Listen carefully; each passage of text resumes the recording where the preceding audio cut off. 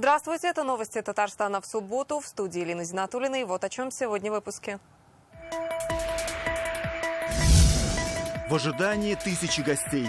Зарубежные страны свыше 80 и свыше 80 регионов нашей страны. Какие международные события ждут Татарстан на предстоящей неделе, знает Радик Фархулин.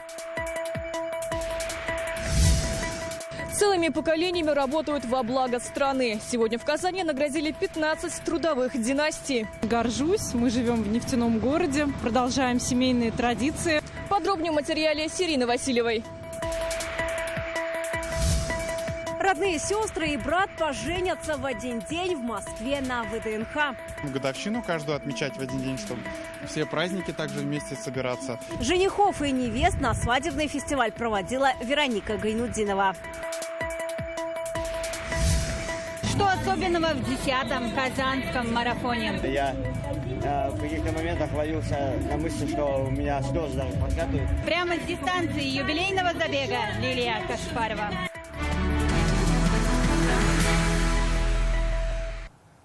Череда майских праздников завершается, но следующая неделя будет не менее насыщенной. Республика примет большое международное событие – экономический форум России «Исламский мир» Казан-форум. В воскресенье торжественным мероприятием ИСГ Булгарщины отметят годовщину официального принятия ислама Волжской Булгарии. Сегодня на республиканском совещании Рустам Минниханов поручил провести масштабные события на высоком уровне. Что ждет Татарстан в предстоящие дни, расскажем далее. 9 мая мы вместе всей страной отметили 79-ю годовщину победы советского народа в Великой Отечественной войне. Праздничные мероприятия в честь Дня Победы прошли в каждом городе, районе и селе. В них приняли участие 217 тысяч татарстанцев. Рустам Минниханов поблагодарил всех причастных к организации торжеств и памятных акций. Хочу поблагодарить прежде всего правоохранительные органы за обеспечение безопасности, глав муниципальных образований, республиканский актив, и всех организаторов, нашего министерства, ведомства, которые были задействованы в организации этого праздника. Несмотря на достаточно температуру нестандартную, количество участников и качество мероприятия было достойное. Впереди не менее насыщенная и ответственная неделя. Уже во вторник в столице откроется 15-й юбилейный международный Казань-форум. Он продлится до воскресенья. Главная площадка – Казань-Экспо, гости, делегации из 80 стран и почти всех регионов России. В рамках программы запланировано свыше 170 мероприятий с участием руководителей федерального уровня и зарубежных стран. Более 140 деловых сессий. В воскресенье гости международного форума присоединятся к празднованию годовщины официального принятия ислама Волжской Булгарии. На священной земле пройдет ИСГ Булгарщина. На события ждут также лидеров мусульманской уммы России, участников форума религиозных деятелей, татарстанцев и туристов. Каждый год огромное количество людей. Здесь тоже огромная нагрузка, конечно, особенно правоохранительная система, транспорт-система, система гостеприимства. Все это должно работать надежно, на высоком уровне. Предстоящую неделю можно смело назвать международной. Казань-форум уже второй год носит федеральный статус. На событии уже зарегистрировались 11 тысяч делегатов со всего исламского мира. Радик Фархулин, Елена Зинатуллина, Марат Хусаинов, ТНВ «Казань». Сегодня 3 года со дня трагедии в 175-й гимназии Казани. Утром 11 мая 19-летний Ильназ Галевиев проник в школу и совершил теракт. Погибли 9 человек, в том числе 7 детей, и более 30 получили ранения. 667 человек были признаны пострадавшими. В марте 2023-го Ильназа Галевиева признали виновным и приговорили к пожизненному лишению свободы. В школе сегодня прошел памятный митинг. Коллектив, родители, ученики встретились в саду памяти. Этот ролик сняли уже в зале памяти. Именно в этом месте произошла трагедия. Здесь установили 9 светильников в память о каждом погибшем. И сегодня фотографии ребят разместили на партах. В этом году многие из них окончили бы школу.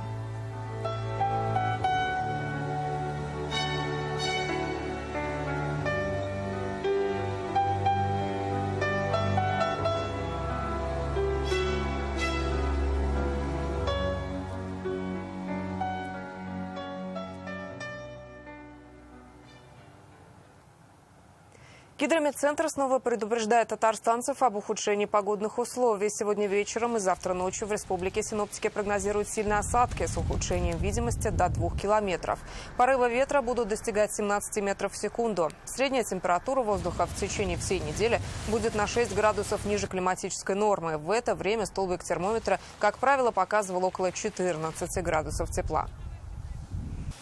Рустам Минниханов сегодня с рабочей поездкой посетил Рыбно-Слободский район. Здесь он ознакомился с ходом весенне-полевых работ, оперативной ситуации на полях, посетил ряд сельхозпредприятий. Райс республики осмотрел ферму на 150 коров в селе Алан. Комплекс оснащен оборудованием для роботизированного доения. Есть 2 животноводческих помещения, ангар для хранения зерна, машино-тракторный парк. Часть финансирования – грант Минсельхоза. По республиканской программе также была построена дорога к ферме. Здесь же представлена выставка сельхозпродукции.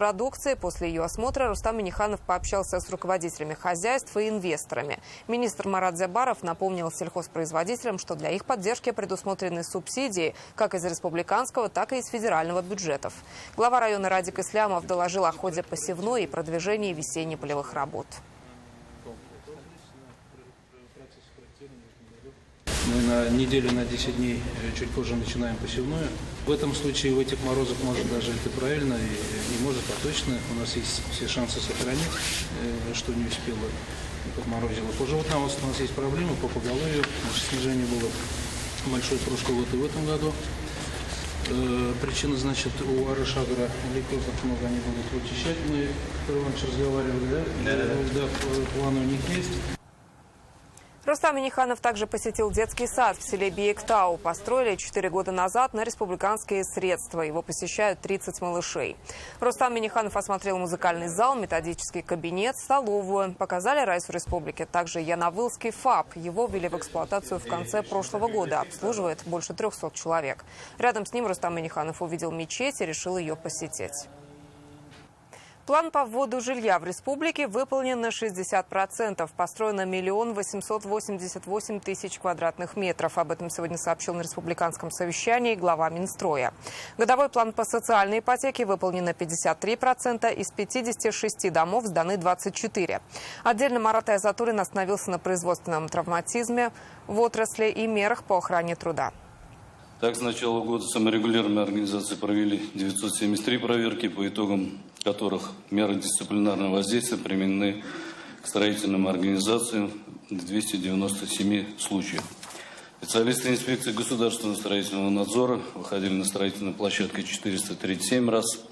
По итогам проверок было вынесено 42 постановления об административной ответственности.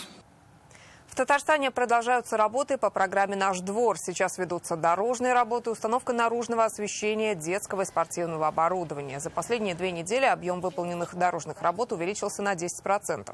Рассказали сегодня на республиканском совещании и о дворах, благоустроенных в предыдущие годы. В 7 районах выявлены 92 замечания. По данным ГКУ Главтодортранс, по состоянию на 8 марта выполнение дорожных работ по республике составляет 14%. Динамика за 2 недели 9%.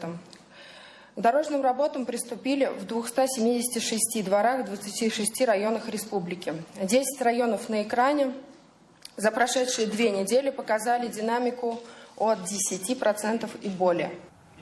Центр Казани сегодня стал местом встречи трудовых династий. Сюда пригласили 15 таких семей. Одни 900 лет обучают детей, вторые более 300 лет перерабатывают нефть, третьи 100 лет несут в массы культуру с театральной сцены. Именно со встречи с ними в Казани дали старт федеральному проекту «Большие семейные выходные». Он приурочен к году семьи. Фермеры, повара, инженеры, строители. В каждой семье профессиональные знания передают из поколения в поколение. Репортаж с Ириной Васильевой.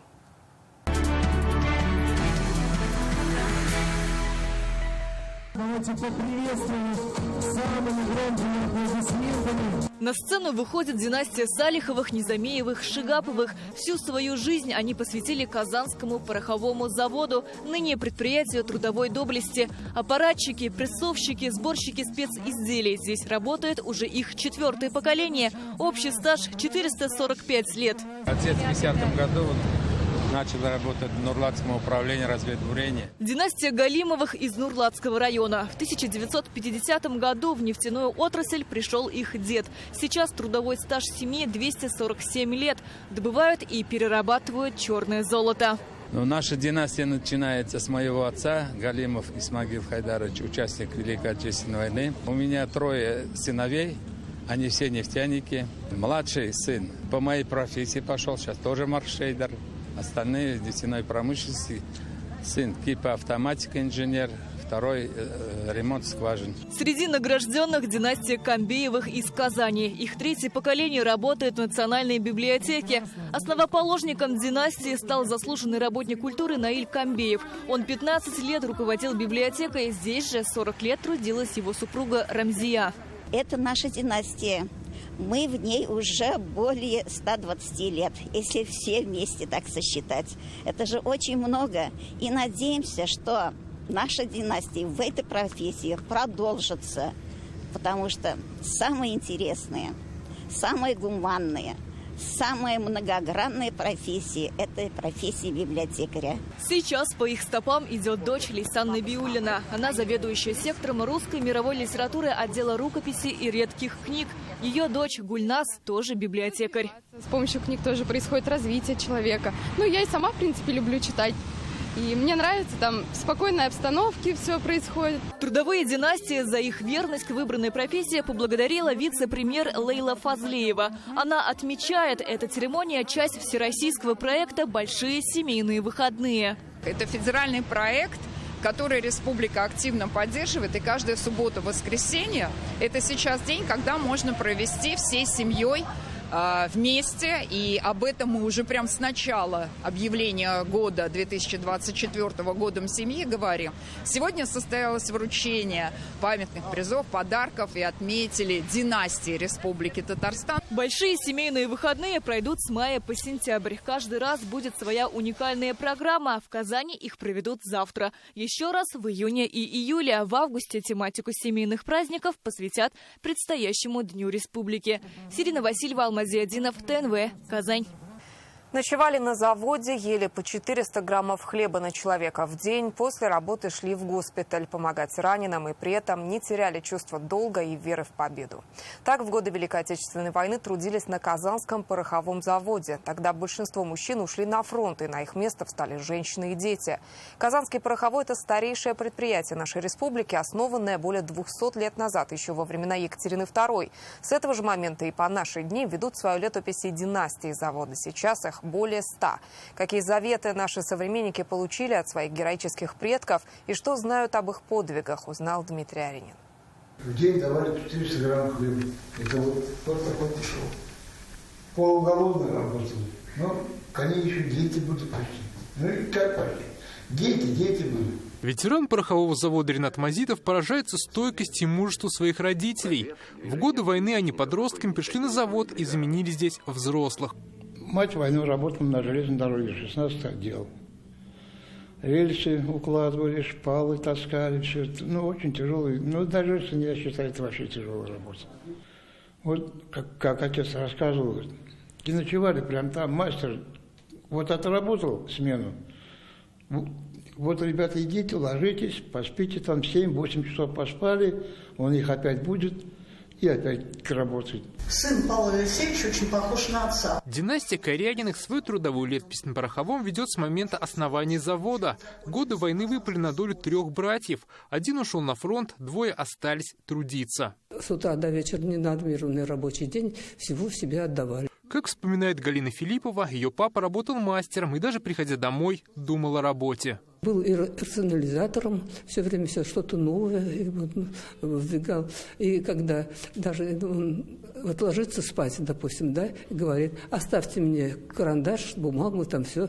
Он когда ночью там встает и занимается, и пишет вот эти предложения. Всегда было у него успешно. Старший из братьев Павел с фронта писал письма, и они сейчас хранятся в музее завода. Во фронтовых письмах Павла Алексеевича Корягина очень много чувствительности. Вот, например, 11 июня 1943 года он писал матери. «Имею 2 ранения. в голову и осколочная в горло. Целую вас, прошу, мамочка, не убивайся. И вы, и дорогие братья. Как говорят в династии, от этого поколения они переняли чувство долга и преданность труду. У них как-то у всех вот характер такой, они все строгие, правильные. Поэтому у них чувство долга, с чувством долга у всех было, что да. В годы войны на Казанском пороховом заводе наладили производство снарядов для «Катюш». Также на фронт поступали заряды для зениток, гаубиц, морской артиллерии. За 4 года завод произвел более 100 тысяч тонн пороха. За доблестный труд завод был награжден орденом Отечественной войны первой степени. С 22 года указом Рустама Минниханова это предприятие трудовой доблести. Дмитрий Аринин, Альбина Минаева, ТНВ, Казань. 3 пары из Татарстана поженятся в Москве на свадебном фестивале на ВДНХ. 2 невесты и жених в парах. Родственники, они родные, сестры и брат. На свадебный фестиваль приедут 150 пар со всей страны и зарегистрируют брак одновременно на большой сцене выставки «Россия». Почему пары из Татарстана решили сыграть свадьбу вшестером в один день, узнала Вероника Гайнудинова. Я старший брат, это мои родные сестренки. Алия. Залия. А это наши вторые половинки. Завтра их всех ждет главное событие в жизни. Они решили пожениться в один день. Женихи и невесты в предвкушении регистрации брака. Да, друг другу молодожены скажут на Всероссийском свадебном фестивале. Как они так решили сыграть свадьбу вшестером в один день? Как-то были у друг друга в гостях, и у нас вот старший предложил в один день. И мы все, не думая, согласились. Ильшат и Алия вместе уже 6 лет. Познакомились на работе. Он стоматолог, она медсестра. Говорят, вместе 24/7. Многие даже удивляются. Сами признаются, когда долго не видятся, успевают соскучиться. 2 года назад был никах, в этом году женятся. Этот день мы выбрали, чтобы запомнилась. Такая дата для нас будет и на всю жизнь, получается. Мы настолько дружные в семье, и сейчас у нас будет еще огромная семья, одна, да? Да, у нас у татар так принято, что родственные узы, они очень ценятся. И это будет как бы вдвойне у нас... ценнее, да, двойной праздник. Алмаз и Залия начали встречаться 2 года назад. Невеста дождалась жениха из армии. Решили вместе с родными тоже сыграть свадьбу в этом году. Объединяют общие интересы, путешествия, юмор и кулинарные способности. Мы оба с одной деревни. Я считаю, вышел, она почти соседка моя, я вот так вот посмотрел. Думаю, ага, надо туда. Мы любим вместе готовить, мы очень вкусно готовим оба. И любим вечерами вот просто сесть и включить какой-то фильм и начать готовить. Мы безумно волнуемся, мы счастливы. Мы очень горды тем, что нас выбрали... Да, я не могу не сказать. Рафаэль Софиулин – старший брат сестер Алии и Залии. Он и стал инициатором общего бракосочетания. Признается, шаг очень ответственный и волнительный. Почему мы выбрали в один день? Мы хотим годовщину каждую отмечать в один день, чтобы все праздники также вместе собираться. Самое ценное, что у человека есть, мне кажется, это семья, это родные, родственники. Вместо белых платьев невесты будут в национальных татарских костюмах, раскрывают секреты молодожены. Подготовка была масштабная. Переживали очень сильно, но нам очень сильно понравились платья. По итогу у нас уже получились очень красивые наряды. В Москве на ВДНХ пройдет свадебный фестиваль, на котором будут 12 мая одновременно зарегистрировано 150 пар.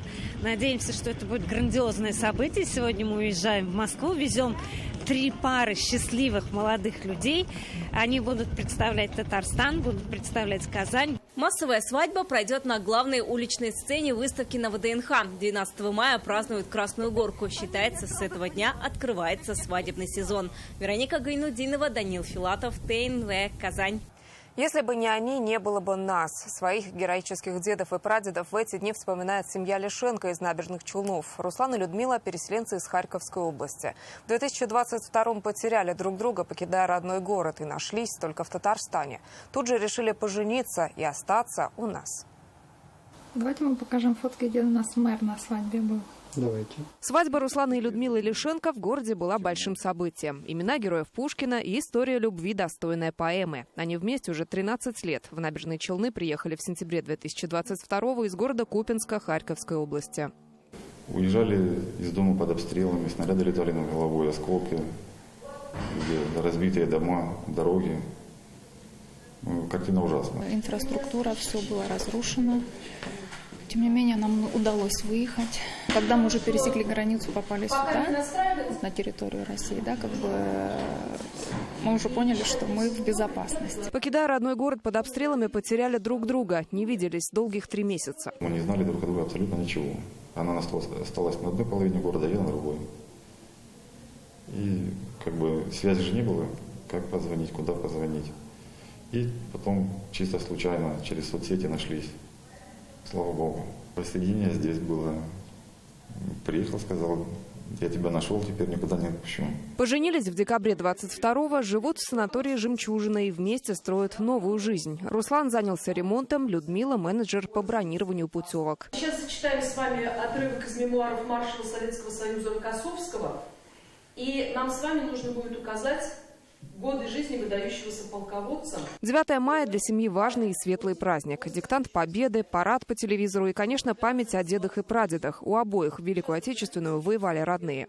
У меня прадед был на войне, он погиб, не вернулся. Вот, поэтому в этот день мы тоже вспоминаем о нем. Он дошел до Берлина, погиб под Берлином. Героическим предкам говорят спасибо за свое будущее, которое пара теперь видит здесь, в Татарстане, и обязательно светлым. Лина Зинатульна, Эльмира Гайнутдинова, Кирилл Хабзей, ТНВ, Набережные Челны. И снова рекорд. На 10-й Казанский марафон заявились 28 тысяч бегунов. Участники юбилейного забега устроили ажиотаж в гостиницах Казани. Мест с трудом хватило на всех. В выходные в столице ожидают гостей из 17 стран и 80 регионов России. Среди них африканские легкоатлеты и знаменитый камызяк Денис Дорохов. О главном беговом событии этого года прямо с финиша наш спортсмен Лилия Кашфарова. Кто провел зарядку? Кто сегодня молодец? Кто бежит десятку? Известный комик Денис Дорохов пробежал свою первую десятку. Это самая массовая дистанция – 7 тысяч бегунов. Звездного гостя на спортивные достижения вдохновил министр спорта Татарстана Владимир Леонов. Их связывает КВНовская дружба. А теперь еще и общая дистанция на марафоне. Вот моя первая десятка, и сразу все. И дождь, и холодно. Вот, трасса прекрасная. Ну, я думаю, что если было бы солнечно, вообще бы шикарно. Вот, можно было насладиться видами Казани. Но с другой стороны, возможно, это дало вот именно так сосредоточиться чисто на дистанции. Я сейчас специально тоже пробежал, посмотрел. И старый млад, в общем-то, это такой некий мотиватор, объединяющая история. Вот, все-таки бег, он, наверное, самый простой, самый удобный вид спорта. Тут, в общем-то, особо ничего не надо. Вот, там, я даже посмотрел, кто-то вообще чуть ли не в галошах там бежал. Бегают в галошах и на лыжах, и даже задом наперед. На старт выходят еще в ползунках и успешно финишируют 85. Участники приехали из 17 стран и 80 регионов России. Заселили все отели и сняли все квартиры. Приезжих 75%. С этим и связан маршрут по центральным улицам Казани. По пути 50 точек поддержки. Даже водители стали сигналить позитивно. Я очень долгое время работал курьером. Я понимаю, что такое закрытые дороги. Это та самая цена за то, что город Казань развивается, я бы так сказал. Казанский марафон объединил наших земляков, выходцев из Башкортостана. И мы здесь все собрались, финишировали под флагами Башкортостана. Спасибо большое, Казань. Мне через месяц будет 85. Мне жить надо, веселее, здоровье нас хранят. Бег, здоровье. Движение – это здоровье. Игры какие, хараката, бараката. Думали, наверное, ну все, тренироваться буду. Вот этого лыжника летом на лыжах обгоню. Вот, всю дистанцию 10 километров, час 6 это результат. Независимо от результата на финише медаль. Юбилейная с главными объектами города. Казанскому марафону 10 лет. Это новый отсчет после 25-летнего перерыва. Первые соревнования прошли в 1975 году. А в этом событие по масштабу сравнимо с московским и питерским марафонами. Помимо культуры болельщиков, Казанский марафон активно развивает культуру волонтеров. В этом году организовать событие на 30 тысяч человек помогает 400 добровольцев. Благодарю. Пошлите дальше. Завтра еще один день Казанского марафона. Заявлены 8 тысяч бегунов на серьезные дистанции 21,1 и 42,2 километров. Впервые забег покажут в прямом эфире на федеральном канале. Особое внимание к профессионалам из Кении, которые претендуют на лидерство и денежные призы. Для самых быстрых призовой фонд 8 миллионов рублей. Лилия Кашфарова, Адель Миндубаев, ТНВ, Казань. На Казанском марафоне всегда есть место красивым моментам. Этот год не стал исключением. Самым ярким событием стало предложение руки и сердца молодых спортсменов. Максим Крюков из Набережных Челнов больше 5 лет занимается бегом. Привел в спорт и свою девушку Анастасию Суркову из Ульяновска. Оба учатся в Казани и здесь же познакомились. Анастасия на марафоне впервые. Молодых поддержало управление ЗАГС Казани. Им подарили сертификат на регистрацию брака в центре семьи Казан и путевку в санаторий.